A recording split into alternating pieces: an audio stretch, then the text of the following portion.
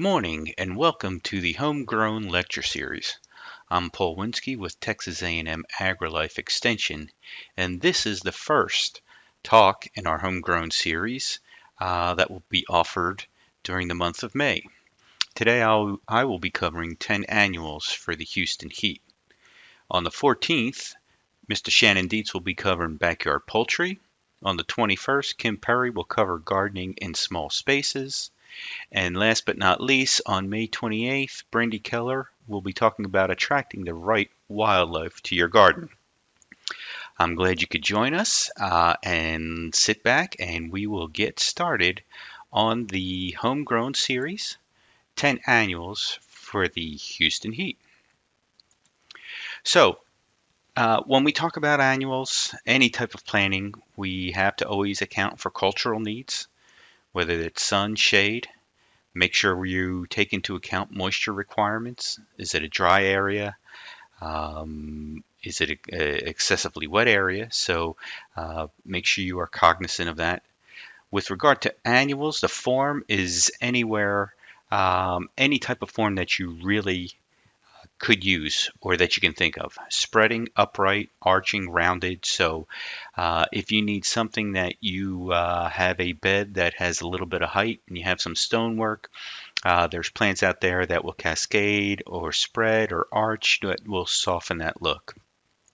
Height, again, in all cases, we've got low, medium, and tall. So it makes it easy for you as a homeowner to plant your beds and be able to step them down from low growing plants up front, medium plants towards the center of the bed, and the taller plants in the back.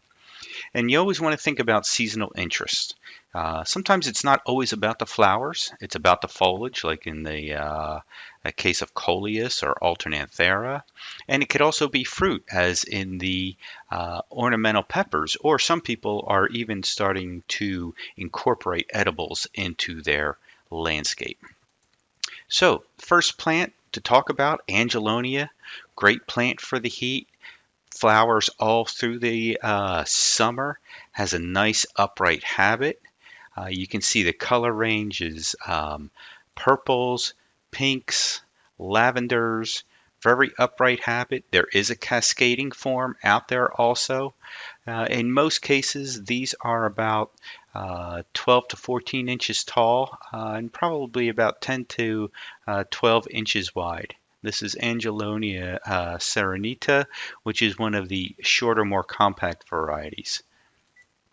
Next ones are caladiums. Caladiums do extremely well in our, quote, tropical-like climate.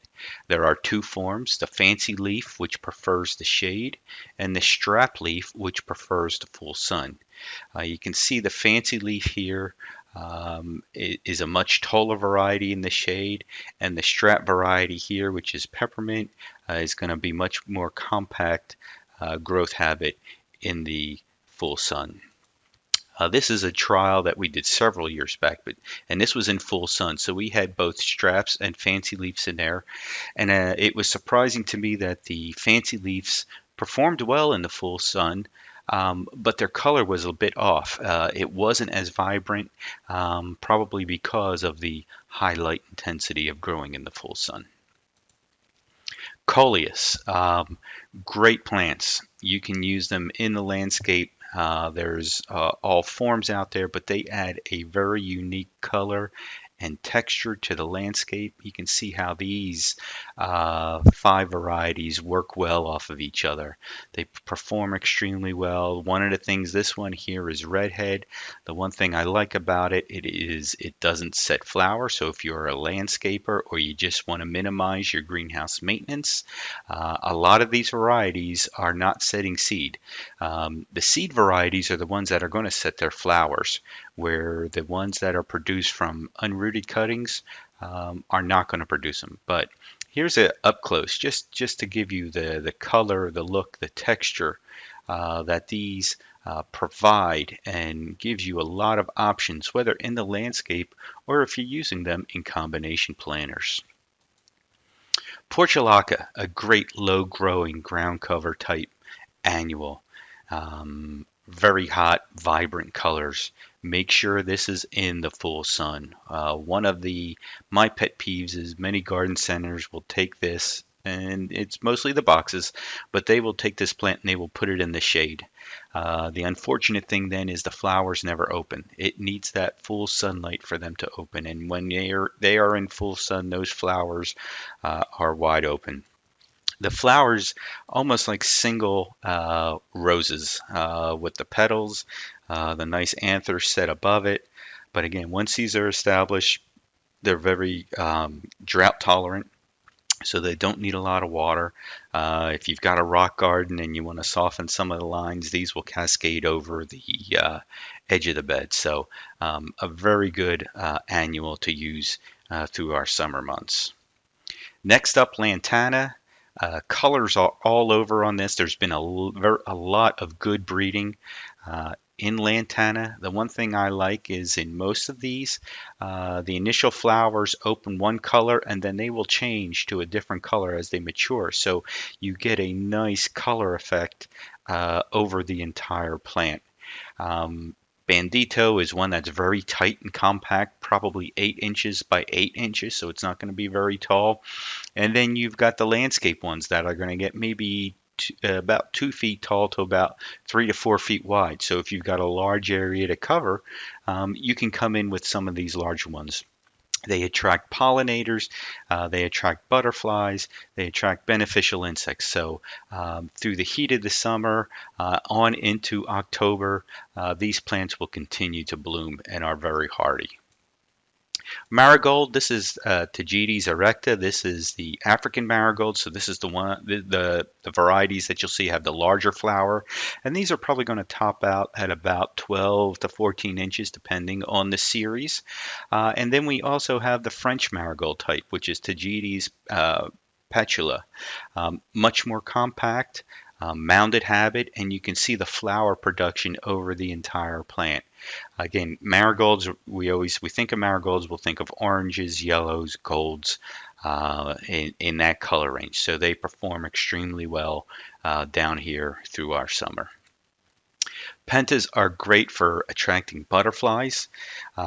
Very good color selection. The clusters of these star-shaped flowers throughout the summer is nonstop. The butterflies love them. As the hummingbirds come through, they will work them because there is nectar down in there. And then this is another one that there has been a lot of breeding done where we've got dwarf varieties that are about 6 to 8 inches tall on up to taller varieties where you can almost use them as a cut flower, and now there are even cascading types that are coming out. So a lot of good genetics on pentas. It's one that you can't go wrong with if you've got a full sun area and you want that look, that snowball type cluster of star-shaped flowers. Sunflower is a can't miss, and there's a lot of differences now in sunflower. So you can have these single flowered dwarf varieties on up to the cut flower varieties or the large varieties that could be 6 to 8 feet tall. One of the unique varieties that's out there now is called Sunfinity, and this is a non-stop bloomer. So each time as new branches develop, we get more flowers. And this in the landscape will get about 3 to 4 feet tall. So it is going to be a large plant, a mounded type habit with just lots of sunflowers throughout the season. So if you see that, you might want to give it a shot in the garden to see how well it performs for you. And last but not least, zinnias. Again, great color forms, great colors, great flower forms, great habits. This is more of the compact. This is, I believe, Sahara. The thing I like about these compact ones is you don't have to deadhead them. The new growth comes up. The old flowers get covered over. They bury their dead. You don't have to worry about it. And they keep these nice, compact, rounded habits. Here's one that's similar to the Sahara in its habit. Great colors. It's an all-American selection. And then you have some of the larger varieties or taller varieties that you can use as a cut flower, so you get dual purpose. You can enjoy it indoors, or you can bring it, or you can enjoy it outdoors, or also bring it indoors. So, zinnia, very versatile. You can use it in the front of the bed. You can use it in the back of the bed. And there's some intermediate varieties that you can use towards the middle. So lots of diversity, lots of options out there. And last but not least, I really like Vinca Catharanthus roseus. This is the Cora series. This is also a Texas superstar. These plants perform extremely well in the heat. The Coras have been bred to be resistant to aerial Phytophthora. The one thing I would say is be on the lookout. I'm already starting to see it. There is a improved series for Cora called Cora XDR or XDR Cora, which is extra disease resistant. So it's resistant to multiple strains of aerial Phytophthora, which makes that plant even hardier and less disease prone. So there are upright forms and also cascading forms of the Cora series. So they perform extremely well. Here's a variety that we looked at in our trials. This is an All-American selection, and very large flowers, performed very well for us. I was really happy with it. That eye just really jumped out, popped out at you. This is a variety that I saw at the California trials 2 years ago. The variety or the series name is called Tattoo, and it's got a unique dark eye, which is really different. Normally, we're used to seeing these white eyes. So with that dark eye, it gives you a whole different look. The breeder did mention that if you see the tattoos, if you purchase them, they recommended growing them in containers and not using them in the landscape because it doesn't have the disease tolerance, but it will perform well for you in containers. So that is it for my top 10. But hey, I couldn't stop at 10. So wait, there's more. Hang in there. Let's talk about some Texas Superstars. Now, so the Texas Superstar program's been around for a while. These plants are tested throughout the state of Texas. There are 4 testing sites. So East Texas, up in Lubbock, College Station, and over in San Antonio are the 4 primary sites. And then as they start to make their way through the evaluation, plants are given to the horticulture agents in the various counties, and we bring them into our counties and grow them out to see how they perform for us. So I'm just going to touch on a couple perennials here now that perform extremely well through the heat of the summer. So the first is Hibiscus Flare. A very large flower, probably at least 9 to 10 inches across. This shrub is going to get, or this perennial will get big, at least 6 to 8 feet. And it just produces throughout the heat of the summer nonstop. Flare is a nice deep red color that you can't miss when it is in bloom. Its sister is pink flare, and so as you can see the height of this plant, and you can see the flower production on it. Flowers all over the plant.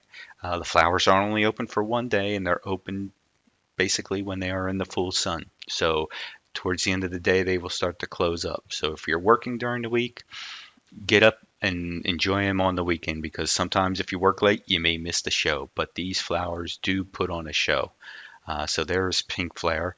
And the last sister on this is peppermint flare. So a very unique white with a fuchsia type flecking.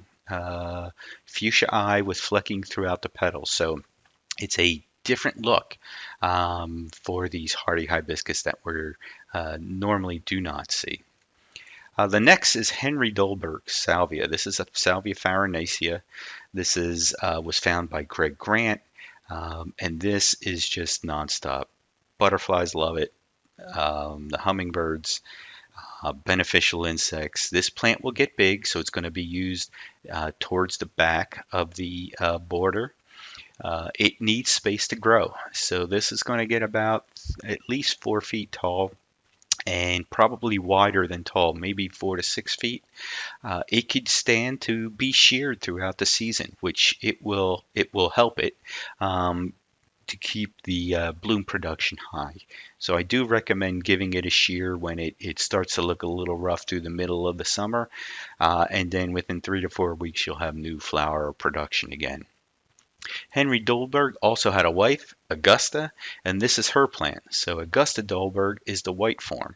So again, flower production. You can see the size of that plant in early spring. You can see the flower production and then these nice white flower spikes throughout the entire summer period. Again, another one that could use a shearing midway through just to give it a time to catch its breath because it just constantly wants to bloom. So those are some of the Texas superstars.